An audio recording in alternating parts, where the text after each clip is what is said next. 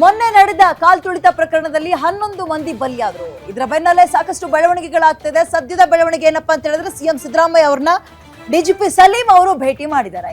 ಈಗ ತಾನೇ ಜೆಡಿಎಸ್ ಮತ್ತು ಬಿಜೆಪಿ ಜಂಟಿಯಾಗಿ ಒಂದು ಸುದ್ದಿಗೋಷ್ಠಿ ನಡೆಸಿದ್ರು. ಅದರ ಬೆನ್ನಲ್ಲೇ ಸಿಎಂ ಅವರನ್ನ ಡಿಜಿಪಿ ಸಲೀಂ ಭೇಟಿ ಮಾಡಿದ್ದಾರೆ.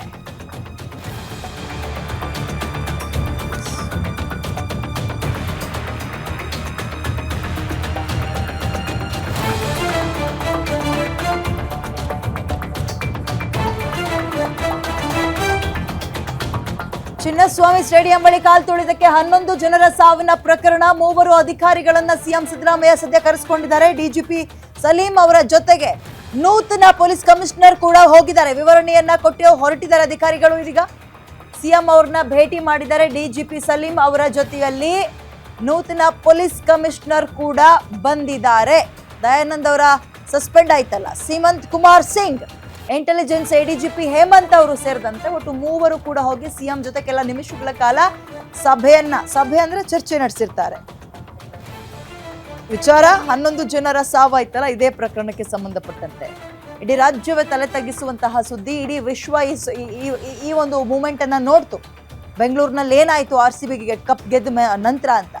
ಇದರ ಬೆನ್ನಲ್ಲೇ ನಿನ್ನೆ ನಡೆದಂತಹ ಬೆಳವಣಿಗೆ, ಕಮಿಷನರ್ನು ಸೇರಿದಂತೆ ಒಟ್ಟು 5 ತಲೆದಂಡ ಆಯ್ತು.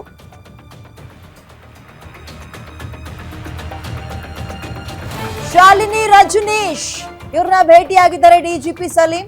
ಸರ್ಕಾರದ ಮುಖ್ಯ ಕಾರ್ಯದರ್ಶಿಯವರು ಶಾಲಿನಿ ರಜನೀಶ್ ಅವ್ರನ್ನ ಭೇಟಿಯಾಗಿದ್ದಾರೆ. ಹೈಕೋರ್ಟ್ ಸುಮೋಟೋ ಕೇಸನ್ನ ದಾಖಲು ಮಾಡಿಕೊಂಡಿರುವಂತಹ ಹಿನ್ನೆಲೆಯಲ್ಲಿ ಭೇಟಿಯಾಗಿದ್ದಾರೆ. ಪ್ರಕರಣವನ್ನ ಗಂಭೀರವಾಗಿ ಪರಿಗಣಿಸಿದೆ ಸರ್ಕಾರ.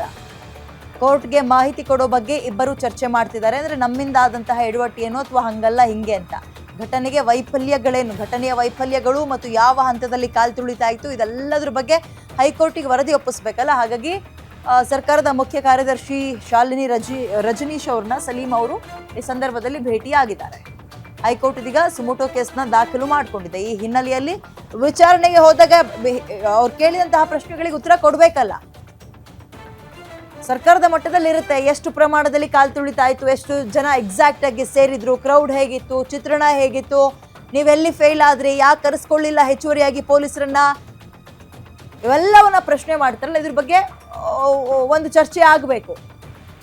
ಕೋರ್ಟ್ ಏನ್ ಕೇಳುತ್ತೆ, ನಮ್ಮ ಉತ್ತರ ಏನಿರಬೇಕು ಅನ್ನೋದರ ಹಿನ್ನೆಲೆಯಲ್ಲಿ ಇದೀಗ ಭೇಟಿಯಾಗಿ ಮಾತುಕತೆಯನ್ನ ನಡೆಸಿದ್ದಾರೆ. ಪ್ರಕರಣವನ್ನ ಗಂಭೀರವಾಗಿ ಸರ್ಕಾರ ಪರಿಗಣಿಸಿದೆ. ಒಂದು ಕಡೆ ಹೌದು ನಮ್ಮಿಂದ ಆಗಿರುವಂತಹ ಎಡವಟ್ಟು ಅಂತ ಒಪ್ಕೊಳ್ಳೋದ್ರ ಜೊತೆಗೆ ಇವ್ರು ಮಾಡಿದ ಎಡವಟ್ಟಿಗೆ ಪೊಲೀಸರ ತಲೆದಂಡ ಆಯಿತು. ಕಮಿಷನರ್ ದಯಾನಂದ್ ಸೇರಿದಂತೆ ಇನ್ನು 4 ಒಟ್ಟು ಟೋಟಲ್ 5 ತಲೆದಂಡ ಆಯಿತು. ಇದ್ರ ಬೆನ್ನಲ್ಲೇ ಡಿಜಿಪಿ ಸಲೀಂ ಶಾಲಿನಿ ರಜನೀಶ್ ಅವ್ರನ್ನ ಭೇಟಿಯಾಗಿದ್ದಾರೆ. ಡೀಟೇಲ್ಸ್ ನನ್ನ ಕಲಿಗೆ ವೀರೇಶ್ ನೀಡ್ತಾರೆ. ವೀರೇಶ್, ಈ ಭೇಟಿ ಮತ್ತು ಚರ್ಚೆಯ ಬಗ್ಗೆ ಸದ್ಯಕ್ಕೆ ಸಿಗ್ತಾ ಇರೋ ಅಪ್ಡೇಟ್ ಏನು?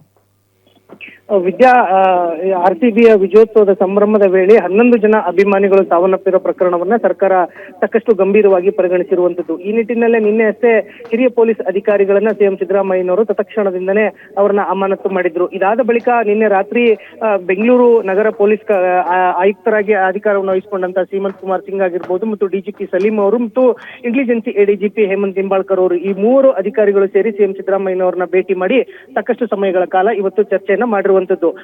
ಅದಾದ ಬಳಿಕ ಮೂವರು ಹಿರಿಯ ಪೊಲೀಸ್ ಅಧಿಕಾರಿಗಳು ಸರ್ಕಾರದ ಮುಖ್ಯ ಕಾರ್ಯದರ್ಶಿ ಆಗಿರ್ತಕ್ಕಂಥ ಶಾಲಿನಿ ರಜನೀಶ್ ಅವರನ್ನು ಸಹ ಭೇಟಿಯಾಗಿರುವಂತದ್ದು. ಯಾಕಂತಂದ್ರೆ ಹೈಕೋರ್ಟ್ ಈಗಾಗಲೇ 11 ಜನರು ಕಾಲ್ತುಳಿತಕ್ಕೆ ಬಲಿಯಾದ ಪ್ರಕರಣಕ್ಕೆ ಸಂಬಂಧಿಸಿದಂತೆ ಈಗಾಗಲೇ ಹೈಕೋರ್ಟ್ ಸೋಮೋಟೋ ಪ್ರಕರಣವನ್ನ ದಾಖಲಿಸಿಕೊಂಡಿರುವಂತದ್ದು. ಹೀಗಾಗಿ ಕೋರ್ಟ್ಗೆ ಏನೆಲ್ಲ ಮಾಹಿತಿಗಳನ್ನ ಕೊಡಬೇಕು ಅನ್ನೋದ್ರ ಬಗ್ಗೆ ಚರ್ಚೆ ಆಗಿರುವಂತದ್ದು. ನಿನ್ನೆ ಹೈಕೋರ್ಟ್ ನಲ್ಲಿ ಸೋಮೋಟೋ ಪ್ರಕರಣ ದಾಖಲಾಗಿ ಪ್ರಾಥಮಿಕ ಹಂತವಾಗಿ ವಿಚಾರಣೆಯೂ ಸಹ ನಡೆದು ಈಗಾಗಲೇ ಆ ಪ್ರಕರಣ ಮುಂದೂಡಿಕೆ ಆಗಿರುವಂತದ್ದು. ಹೀಗಾಗಿ ನೆಕ್ಸ್ಟ್ ಹಿಯರಿಂಗ್ ಸಂದರ್ಭದಲ್ಲಿ ರಾಜ್ಯ ಸರ್ಕಾರದ ವತಿಯಿಂದ ಹೈಕೋರ್ಟ್ಗೆ ಸ್ಪಷ್ಟವಾದಂತಹ ಒಂದು ಮಾಹಿತಿಯನ್ನು ಕೊಡಬೇಕಾಗುತ್ತೆ. ಆ ನಿಟ್ಟಿನಲ್ಲಿ ಈಗಾಗಲೇ ಸರ್ಕಾರದ ಮುಖ್ಯ ಕಾರ್ಯದರ್ಶಿ ಆಗಿರತಕ್ಕಂಥ ಶಾಲಿನಿ ರಜನೀಶ್ ಅವರು ಹಿರಿಯ ಪೊಲೀಸ್ ಅಧಿಕಾರಿಗಳಿಂದ ಮಾಹಿತಿಯನ್ನು ಸಹ ಪಡೆದುಕೊಂಡಿದ್ದಾರೆ ಮತ್ತು ಘಟನೆಗೆ ಸಂಬಂಧಿಸಿದಂತೆ ಏನೆಲ್ಲ ವರದಿ ಆಗಿದೆ ಮತ್ತು ಏನೆಲ್ಲ ಮಾಹಿತಿಗಳು ಸಿಕ್ಕಿದೆ ಆ ಎಲ್ಲವೂ ಮಾಹಿತಿಗಳನ್ನು ಸಹ ಕೋರ್ಟ್ಗೆ ಕೊಡ್ಲಿಕ್ಕೆ ಈಗಾಗಲೇ ಹಿರಿಯ ಪೊಲೀಸ್ ಅಧಿಕಾರಿಗಳು ಸಹ ಸಿದ್ಧತೆಯನ್ನ ಮಾಡಿಕೊಂಡಿರುವಂತದ್ದು. ವಿದ್ಯಾ, ಧನ್ಯವಾದ ಡೀಟೇಲ್ಸ್ಗೆ ವೀರೇಶ್.